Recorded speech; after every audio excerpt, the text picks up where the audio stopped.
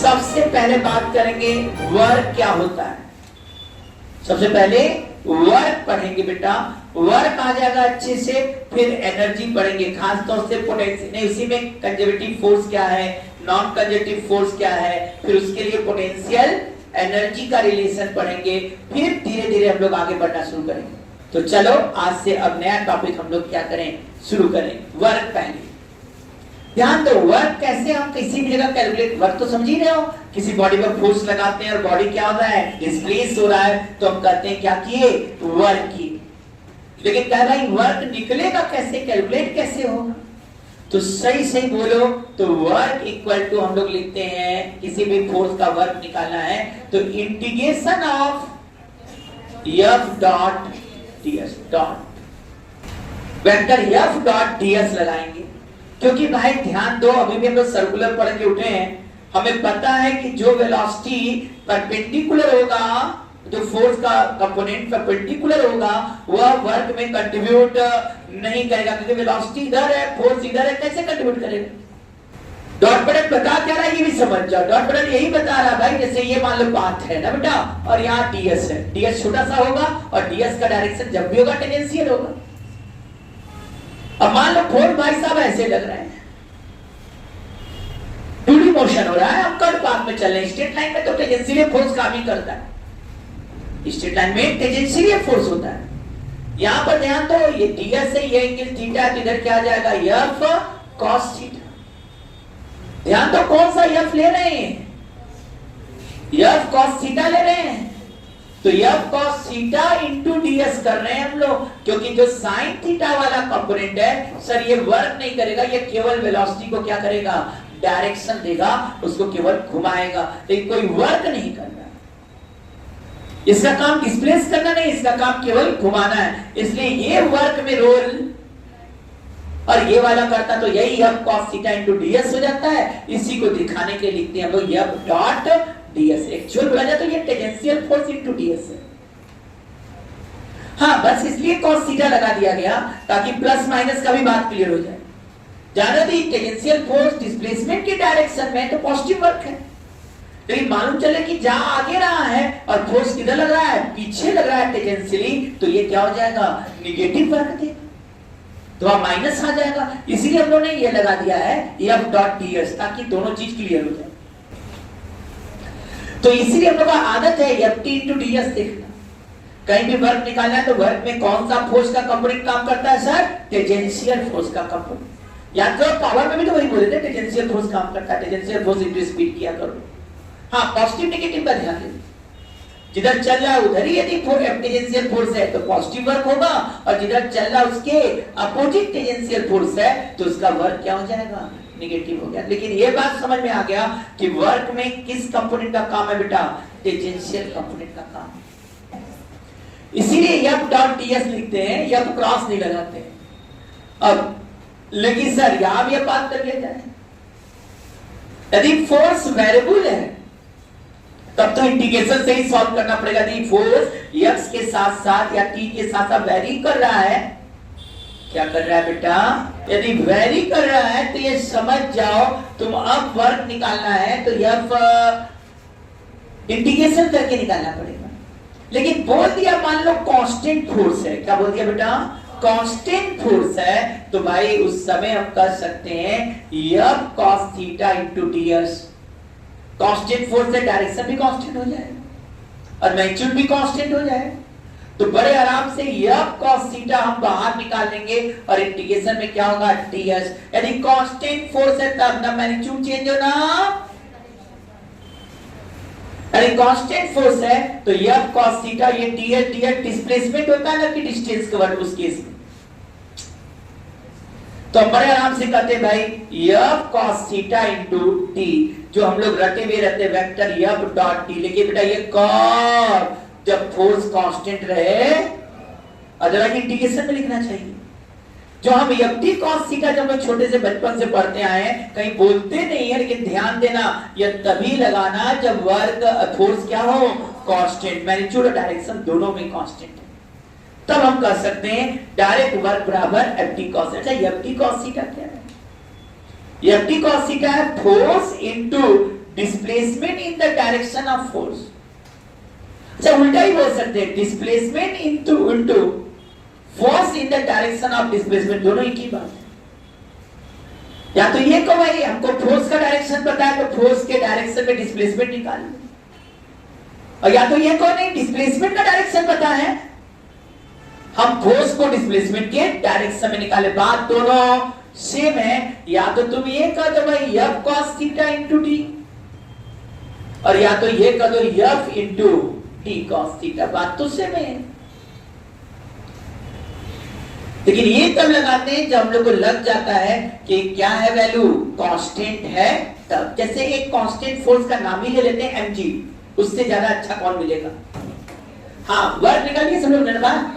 अब मेरा क्या करना है सुनो, वर्क निकालना के लिए मतलब हुआ कहीं भी वर्क निकालना है तो यदि फोर्स कांस्टेंट कर दिया तो हम बड़े आराम से कहें F into D cos theta. इसका मतलब क्या बोलना चाहते हैं कि वास्तव में कांस्टेंट जो फोर्स है, कांस्टेंट फोर्स उसका वर्क डन पाथ पर डिपेंड नहीं कर रहा है। पाथ चाहे ऐसा हो या नहीं, पहले ऐसे ही में बात कर ले, ऐसे और ब्लॉक है बेटा, और ये मान लो ये हाइट है। mg किधर काम करता है, mg तो हमेशा डायरेक्शन चेंज करता रहता है ना। हाँ डायरेक्शन फिक्स होता है, और mg का डायरेक्शन हमेशा क्या होगा भाई, नीचे होगा, वर्टिकल डाउनवर्ड। mg का डायरेक्शन हम लोग यदि अर्थ सरफेस ले, जनरल अर्थ सरफेस की बात कर रहे भाई, हम अभी एकदम ये नहीं कह दो कि सर अर्थ के रेडियस के बराबर है, हम दूरी पर हैं तो अभी इधर है फोर्स, अभी इधर है फोर्स, इसे पता लग जाता है। जनरल केस बोल रहे हैं, ये चीज वेरी वेरी ध्यान देना, हम अर्थ सरफेस की नहीं बात कर रहे। mg हमेशा क्या लग रहा है बेटा, vertically downward. Sir vertically downward भी लग रहा है और कांस्टेंट भी है हर जगह, सब जगह सेम है। अब इसमें वर्क निकालना है तो बस क्या कर दो, फोर्स का डायरेक्शन पता है तो हमेशा डिस्प्लेसमेंट की डायरेक्शन में खोजो, फोर्स के डायरेक्शन में। अब फोर्स के डायरेक्शन में डिस्प्लेसमेंट माने वर्टिकल डिस्प्लेसमेंट चाहिए, तो वर्क निकालने के लिए हम क्या कर देंगे, mg इंटू एच। हाँ नीचे आ रहा है तो mg भी नीचे और h भी नीचे, तो वर्क क्या हो जाएगा, पॉजिटिव। हाँ यदि हमको यह लग जाए कि भाई नहीं नहीं हम नीचे से ब्लॉक को ऊपर ले जा रहे हैं तो उस केस में mg तो नीचे है लेकिन h किधर है, ऊपर। mg नीचे h ऊपर, क्या उस समय वर्क निगेटिव हो गया कि नहीं भाई, उस समय यहां से यहां जाओगे तो वर्क क्या आ जाएगा, निगेटिव आ जाएगा। क्यों निगेटिव आ गया, क्योंकि mg तो नीचे है सर लेकिन डिस्प्लेसमेंट किधर है, ऊपर। mg और h के बीच का एंगल कितना हो गया, 180 डिग्री, यहां पर माइनस mgh हो जाएगा। तो ऊपर से नीचे आ रहा है तो प्लस mgh, और नीचे से ऊपर जा रहा है तो माइनस mgh हो जाएगा वर्क। इसीलिए हम लोग ग्रेविटेशन फोर्स का जब वर्क निकालते हैं तो हम कुछ देखते ही नहीं, केवल हमें mg चाहिए, पाथ से मतलब ही नहीं है, चाहे पाथ ऐसा हो चाहे ऐसा हो चाहे ऐसा हो, सर हमें तो केवल क्या चाहिए, इनिशियल और फाइनल पोजीशन। तो जितने ये तो मैंने mg का एग्जांपल दिखाया, कांस्टेंट फोर्स है, कोई भी कांस्टेंट फोर्स है उसका वर्क डन पाथ पर डिपेंड नहीं करता, वह डिपेंड करेगा इनिशियल और फाइनल पोजीशन पर। और देख लो कि फोर्स के डायरेक्शन में कितना डिस्प्लेसमेंट है, फोर्स के डायरेक्शन में डिस्प्लेसमेंट मिल जाए वर्क डन निकल कर आ जाएगा। इसका मतलब वर्क का एक बात और क्लियर हो गया कि वर्क यदि हम लोग कहते हैं कि कांस्टेंट फोर्स है तभी लगाते हैं F cos theta. F cos theta को दो रूप में देख सकते हैं, या तो फोर्स और फोर्स के डायरेक्शन में डिस्प्लेसमेंट, या डिस्प्लेसमेंट मिल गया तो आप क्या करो, फोर्स को डिस्प्लेसमेंट के डायरेक्शन में तोड़ दो, अब वर्क निकाल के रख लोगे। Clear, work done by the constant force does not depends on the path, it depends only on the initial and final position, and you should calculate only the displacement in the direction of force। अब एक चीज और सीखते चले, मान लो force IJK के form में है, किसके फॉर्म में बेटा, IJK नहीं था, वेक्टर के फॉर्म में दिया हुआ है हमारा फोर्स। उस केस में हम फॉर्मूला क्या लिखेंगे, जब चाहे वेरिएबल हो चाहे कांस्टेंट हो, यदि फोर्स हम लोग को दे दिया बेटा IJK के फॉर्म में तो उस समय हम कैसे लिखेंगे भाई, इंटीग्रेशन ऑफ क्या हो रहा है, F dot ds। Vector F कैसे लिखते हैं बेटा हम? एफ एक्स आई प्लस एफ वाई जे प्लस एफ जेड के, तीनों कंपोनेंट लिख दिया 3D में। सर डिस्प्लेसमेंट कैसे लिखेंगे? डिस्प्लेसमेंट भी सर तीनों में लीजिए, I D X plus J D Y plus K D Z. कोई दिक्कत? अब डॉट करो, डॉट करोगे तो क्या होगा? आई वाला आई डॉट आई 1 हो जाएगा, जे डॉट जे 1, के डॉट के 1, लेकिन I dot J 0, I dot के 0, मतलब कौन सरवाइव करेगा? हाँ आई आई वाला, जे जे वाला और के वाला। एफ डॉट डी एक्स है बेटा, तो इसको क्या कर सकते हैं? बड़े अच्छे से बता दो, F X D X plus F Y D Y plus F Z D Z. हम अलग अलग भी कर सकते हैं, लेकिन ध्यान देना एक्स वाले में एक्स वाला लिमिट, वाई वाले में वाई वाला और जेड वाले में जेड वाला लिमिट रखते हैं। बड़े आराम से कर सकते हैं, F X D X F Y D Y plus F Z D Z. इसमें एक्स वाला लिमिट, इसमें वाई वाला लिमिट और इसमें क्या करेंगे हम लोग? जेड वाला लिमिट रख देंगे। अच्छा अब ये ध्यान दो, समझ गए ना? जब देगा आई के में तो कैसे करेंगे? बस एक्स वाला कंपोनेंट ना, तो जो आई के साथ कंपोनेंट वो डीएक्स के साथ इंटीग्रेट, इधर वाई के साथ इधर जेड के साथ। तो ये यदि वेक्टर फॉर्म में जब हम देंगे फोर्स, तब तुम इससे वर्क निकालो। क्यों हम पहले वर्क करवा रहे, बाद में समझ में आएगा मेरा इंपॉर्टेंट बात। हम पहले चाहेंगे सबका वर्क निकलवा दें। जैसे एमजी का तो अभी बात कर ही दी है कि एमजी का कहीं भी वर्क निकालना है सरफेस के नियर, तो mg इंटू एच कर देंगे। तो mg की डायरेक्शन में है वर्टिकल, तो डिस्प्लेसमेंट भी क्या लेंगे? वर्टिकल। पर ध्यान देना, नीचे जाएंगे तो प्लस mg और ऊपर गए तो माइनस mg। अब आदत पड़ गया हमारा, कि हमको कोई मतलब ही नहीं कि रास्ता क्या है, हमको मतलब बस इनिशियल और कोई जगह भी कह दे कांस्टेंट फोर्स है, तो उसमें हमें मतलब किससे रहेगा भाई? उसमें हमें मतलब इनिशियल और फाइनल फोर्स से। जरा यहां देखो, यहां एफ कॉस थीटा था ना, ये एफ कॉस थीटा है ना, और एफ कॉस थीटा क्या है? कांस्टेंट है। यह कांस्टेंट है तो क्या कर दोगे यहां पर? टेंजेंशियल फोर्स, और ये क्या हो गया? ds। मान लो टेंजेंशियल फोर्स कांस्टेंट है, क्या कांस्टेंट है? Tangential force. तो एफ कॉस थीटा में एफ की कांस्टेंट हो गया। अब सर ये एफ टी हमेशा कांस्टेंट है, इधर है इधर है, लेकिन कांस्टेंट वैल्यू है, और हर जगह F T ds F T ds F T ds ds ds ds लेंगे। ds है तो इसी के अलावा। तो जब हम लोग एफ को बाहर कर रहे हैं और ये ds निकाल रहे हैं, तो ये ds ऐसे वाला ds ले रहे हैं ना, ये वाला पार्ट ये वाला पार्ट ये वाला पार्ट। अरे सर सब ds जोड़ देंगे तो ये क्या निकल कर आ जाएगा? क्योंकि टेंजेंशियल फोर्स में हम ds का मल्टीप्लाई कर रहे हैं और टेंजेंशियल फोर्स कांस्टेंट है, हम ds जोड़ दे तो क्या डिस्प्लेसमेंट आएगा कि डिस्टेंस कवर आ जाएगा? हाँ, यदि कोई टेंजेंशियल फोर्स काम करे और टेंजेंशियल फोर्स वेरिएबल होगा तो इंडिकेट करना पड़ेगा भाई, लेकिन टेंजेंशियल फोर्स कांस्टेंट है। बोल दिया एक फोर्स है टेंजेंशियली काम कर रहा है और इस फोर्स का मैग्नीट्यूड कांस्टेंट, सॉरी गलत बोले, टेंजेंशियल फोर्स कांस्टेंट हो ही नहीं सकता है, तो डायरेक्शन तो चेंज होगा। Magnitude of tangential force constant है। क्या बोले भाई? Magnitude of tangential force constant बोल दिया, तब हम कर सकते सर ft सेम है और ds है, तो यहां ds जोड़ोगे तो डिस्प्लेसमेंट नहीं डिस्टेंस कवर्ड कहो। इसका मतलब कहीं भी टेंजेंशियल फोर्स लग जाए तो इसका वर्डन पाथ पर डिपेंड करेगा, क्योंकि एक टेंजेंशियल फोर्स काम कर रहा है सर, तो वहां डिस्प्लेसमेंट नहीं डिस्टेंस कवर। यदि पाथ अलग अलग होगा तो डिस्टेंस भी अलग अलग हो जाएगा। इसीलिए जितने टेंजेंशियल फोर्स हैं, अभी नहीं बात, सब पाथ डिपेंडेंट हैं। अभी नहीं जानो, आगे कुछ बोलने वाले हैं, कुछ बोलने वाले क्या सुन लो। दो तरह के फोर्स कहे गए, एक है कंजर्वेटिव और दूसरा क्या कहा गया? Non conservative. कंजर्वेटिव फोर्स उनको कहा गया जिसका वर्क डन पाथ पर डिपेंड न करे, जिसका वर्क डन पाथ पर डिपेंड न करे वह सभी कंजर्वेटिव फोर्स है। इसका वर्क डन केवल इनिशियल और फाइनल पोजीशन पर डिपेंड करता है। Conjunctive force is those force which work done does not depends on the path, it depends only on initial and final position. It does not depend on the path. Whereas in non-conjunctive force, work done depend on the path. यदि work done path पर depend करने लगे तो वो क्या हो गया non conservative, और पाथ पर डिपेंड न करे तो वो क्या हो गया कंजर्वेटिव फोर्सेस।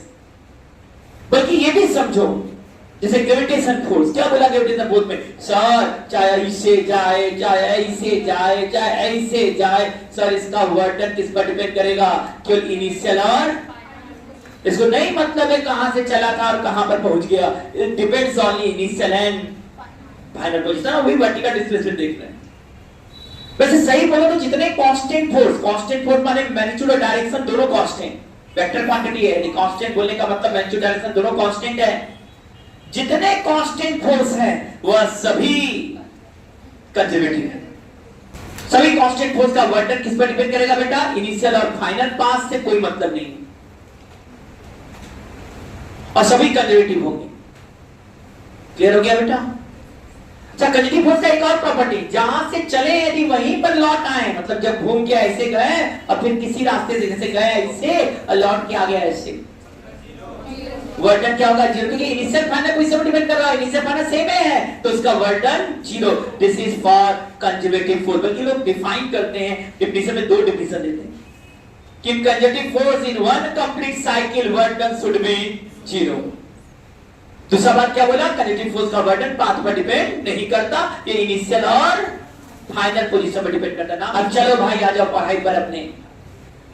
मैंने कई बार भी बोला, पहले ही शुरुआत में बोला कि हम यहां जो बात कर रहे हैं जब यच बहुत छोटा हो आर से तब, ठीक है ना, यच जब बहुत छोटा है आर से, लेकिन वैसे भी कंजर्वेटिव फोर्स है कौन, ग्रेविटेशनल फोर्स, ऐसे भी कंजर्वेटिव फोर्स है। क्यों है हम आगे भी सिखाएंगे, बस समझना कंजर्वेटिव ऐसे भी तुम दूरी पर भी ले लोगे ना, और बड़ा भी हो जाएगा तो बस ये हो जाएगा एमजीएच नहीं लगाएंगे, क्योंकि भाई वहां जी भी वैरी करने लगेगा ना टाइम टू टाइम, यदि यह चीज कंपेरेबल टू आर हो जाए तो वहां पर तो ग्रेविटेशनल फोर्स वेरिएबल भी आ जाएगा, और वेरिएबल है तो भी यह कंजर्वेटिव है ग्रेविटेशनल फोर्स। यही नहीं, स्प्रिंग फोर्स भी वेरिएबल होता है, आने वाले समय सिखाएंगे दिखाएंगे भी, है ना, और इसका भी वर्क डन पाथ पर डिपेंड नहीं करता, वो भी कंजर्वेटिव। इलेक्ट्रोस्टैटिक फोर्स भी वेरिएबल है, याद करना जब छोटे मोटे में पढ़ोगे हम, तो उसमें याद है पढ़ते थे कि भाई इलेक्ट्रोस्टैटिक फोर्स से वर्क डन निकालना है तो पोटेंशियल डिफरेंस निकालते थे, याद करो, work done by external agent equal to q into vb minus va,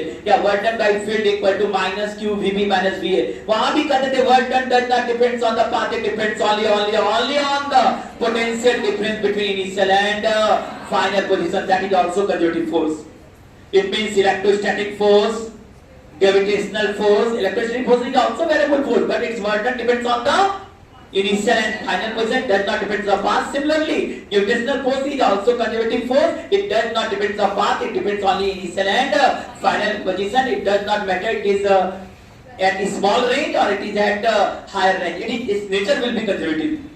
Spring force is also conservative force, spring force भी conservative force है।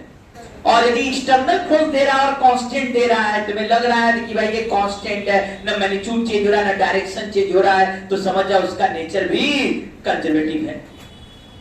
लेकिन जितने जैसे फ्रिक्शन टेंजेंशियल फोर्स है, इसमें वर्क डन निकालना होगा तो टेंजेंशियल फोर्स, मान लो फ्रिक्शन फोर्स कांस्टेंट है पूरे मोशन में, तो लिखना क्या पड़ेगा, फ्रिक्शन फोर्स इनटू डिस्प्लेसमेंट, नहीं डिस्टेंस कवर लिखना पड़ेगा। यदि फ्रिक्शन फोर्स कांस्टेंट है पूरे मोशन में तो फ्रिक्शन फोर्स इनटू डिस्प्लेसमेंट नहीं डिस्टेंस कवर लिखोगे। हाँ, डायरेक्शन अपोजिट है तो माइनस, सेम डायरेक्शन में तो प्लस कर देंगे। इसका मतलब फ्रिक्शन फोर्स भी पाथ पर डिपेंड करता है, तो फ्रिक्शन फोर्स कैसा फोर्स है, नॉन कंजर्वेटिव फोर्स है। Air resistance non conservative force, viscous force non conservative force, जो ये सब टेंजेंशियल है, ये सभी क्या है बेटा, याद करो। रेजिस्टिव फोर्स क्या है, एयर रेजिस्टेंस किधर काम करता है, वेलोसिटी की डायरेक्शन के अपोजिट है तो टेंजेंशियल। विस्कस फोर्स किधर काम करता है, वेलोसिटी की डायरेक्शन के अपोजिट है तो टेंजेंशियल। तो जितने टेंजेंशियल फोर्सेस हैं उनका वर्क डन क्या हो रहा है, पाथ पर डिपेंड कर रहा है, और वो सभी नॉन कंजर्वेटिव श्रेणी पर है। तो friction, air resistance, viscous force, these all are non-conjunctive force because their work done depends on the path. Is clear?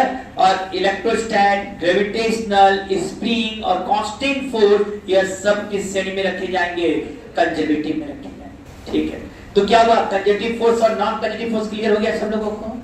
हाँ, नेक्स्ट टर्म से क्वेश्चन भी शुरू हो जाएगा, घबराना नहीं। हाँ चलिए बातचीत कर लिया जाए थोड़ा सा कंजर्वेटिव नॉन कंजर्वेटिव। एक बात बताओ, थोड़ा सा बात कर ही लेते हैं। एक पेंडुलम है जिसका लेंथ L है और ये बेचारा वर्टिकली सस्पेंडेड है, इसका मास m है।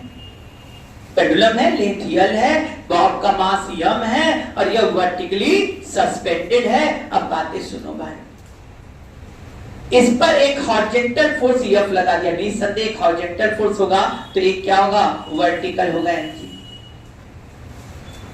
इस पर हॉरिजॉन्टल फोर्स F लगा दिया, पूछा जा रहा है, इस पर हॉरिजॉन्टल फोर्स F लगा दिया गया, पूछा क्या क्या? लिखो, find the work done, find the work done by gravitational force. Figure बनाने के बाद लिखना भाई, find the work done by gravitational force and constant force F when Bob moves from A to B in given figure. When Bob moves from A to B in given figure. अब जल्दी से मैं बताओ, A से B जाने में mg द्वारा work कितना होगा? Be fast. हाँ, पहला बात तो समझ लेना, यहां से यहां गया mg वर्टिकल में, तो सर हमको वर्टिकल डिस्प्लेसमेंट चाहिए, आदत पड़ जाना चाहिए है। क्या ये निकल पाएगा कि नहीं? सबसे इतना तो बता, ये L है तो सर इधर आ जाएगा L cos थीटा, और L cos थीटा यहां से यहां तक है बस, और ये पूरा यहां से यहां तक L है, ये L cos थीटा, तो H का वैल्यू यहाँ, H का वैल्यू देखो भाई, थोड़ा आराम करो, H का value L minus L cos theta. क्या हमारे स्टूडेंट कह सकते हैं work equal to work by gravitation force? Sir mg नीचे है और H किधर है, तो क्या वर्क डन निगेटिव हो जाएगा कि नहीं? यहां पर निगेटिव माने क्या हो जाएगा? माइनस mg और H हो जाएगा L1 माइनस cos। ठीक, अब बताओ इस F फोर्स के कारण वर्क डन क्या आएगा? जो constant force F horizontal direction में F लग रहा है, F किधर लग रहा है? हॉरिजॉन्टल लगा, कांस्टेंट है, कांस्टेंट माने मैग्नीट्यूड भी कांस्टेंट और डायरेक्शन भी कांस्टेंट। बताओ इस F के कारण वर्क डन कितना आएगा? F L sin theta. सही बात है, खत्म बात, इस बात से तो मतलब ही नहीं है भाई। क्या कहेंगे? WF लिखना हो तो क्या करेंगे? F इंटू, F किधर है? हॉरिजॉन्टल है, सर यहां से यहां तक जाने में हॉरिजॉन्टल डिस्प्लेसमेंट ये वाला है, फोर्स हॉरिजॉन्टल, तो डिस्प्लेसमेंट भी क्या लेंगे? हॉरिजॉन्टल में बस।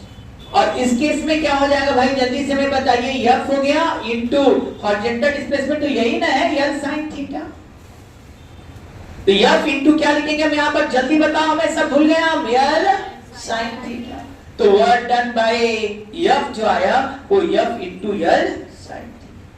अच्छा, इसी क्वेश्चन में हम ये बोलते हैं कि फोर्स का मैग्नीट्यूड कांस्टेंट है लेकिन लगातार टेंजेंशियल है। फोर्स का मैग्नीट्यूड कांस्टेंट है लेकिन यहां टेंजेंशियल टू द पाथ है। मैग्नीट्यूड कांस्टेंट है और टेंजेंशियल टू द पाथ है, तो इसका वर्क डन निकालना तो क्या करते हैं बेटा? F तो रहेगा मैग्नीट्यूड कांस्टेंट और डिस्प्लेसमेंट नहीं, डिस्टेंस कवर। आ जाओ, ये L हो गया और ये एंगल थीटा है ना बेटा, तो क्या ये डिस्टेंस कवर होगा कि नहीं? Angle equal to arc by radius होता है, arc equal to angle into radius. Angle क्या हो गया? थीटा, रेडियस का काम कौन करेगा? L, तो वर्क क्या होगा? F L theta. तो जहां टेंजेंशियल बोल दिया बेटा तो जग जाना तुरंत, टेंजेंशियल फोर्स है, मैग्नीट्यूड कांस्टेंट है, तो क्या करना है? फोर्स इनटू डिस्टेंस लिखेगा। A force vector F equal to 3I plus 4J plus 5K newton acting on particle and particle displaced from point A 3 meter, comma minus 1 meter, comma 4 meter to point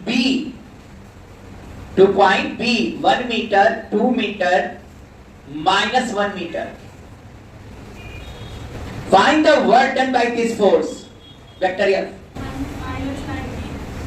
minus आया है सबका?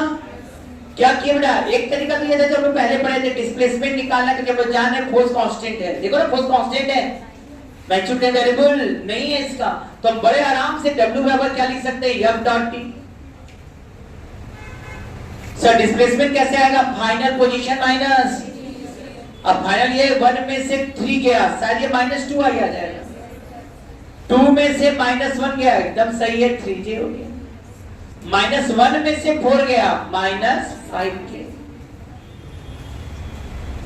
याद रहे ये work done by the force निकालना है हम लोग।